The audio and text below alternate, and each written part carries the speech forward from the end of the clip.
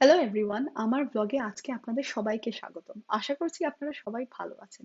প্রথমেই একটা কথা বলে দিই, আমার ব্লগের কন্টেন্ট যদি আপনাদের ভালো লাগে প্লিজ সাবস্ক্রাইব করবেন, শেয়ার করবেন এবং কমেন্টে জানাবেন আর কি দেখতে চান।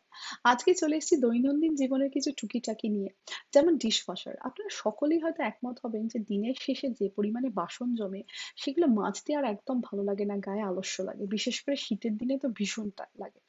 তো এই ডিশওয়াশারে আমি সারাদিনের যা বাসন জমে সেগুলো লোড করে দিই।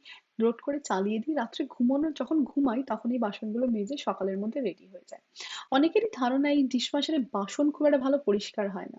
তা কিন্তু মোটেই নয়। আপনি যদি ঠিকঠাক মতো বাসনগুলো লোড করেন, একটার উপর একটা বাসন বেশি না চাপিয়ে দেন, তাহলে খুব সুন্দর পরিষ্কার হয়ে আসে।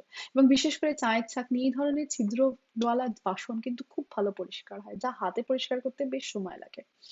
আরেকটা ধারণা, জল প্রচুর খরচা হয় এই ডিশওয়াশারে, কিন্তু যে পরিমাণে বাসন ডিশওয়াশারের একটা লোডে ধোয়া হয় সেই বাসন যদি আপনি হাতে ধুতে যান তাহলে কিন্তু সমপরিমাণ জল কি তার থেকে হয়তো একটু বেশিই লাগবে। এই ধরনের জ্বলে যাওয়া কড়াই হয়তো কখনো কখনো একটু পরিষ্কার হয় না, সেগুলো একটু হাতে মেজে নিতে হয়। কিন্তু তাছাড়া সব জিনিস কিন্তু খুব সুন্দর ঝকঝকে হয়ে বেরোয়। এই যে সাবানগুলো দেখছেন এগুলোকে বলে ডিশওয়াশার পড। এর মধ্যে ডিটারজেন্ট ভরা থাকে, এগুলো দিয়ে ডিশওয়াশারটা চালিয়ে দিলেই সারা রাত্রের মধ্যে বাসন ধুয়ে রেডি। এইবার হচ্ছে কাঠের চপিং বোর্ড। এটা আমার অত্যন্ত মানে পছন্দের একটি চপিং বোর্ড। এটা কিন্তু খুব একটা দাম নয়। মাত্র বোধহয় $20 দিয়ে কিনেছিলাম বছর 5 আগে।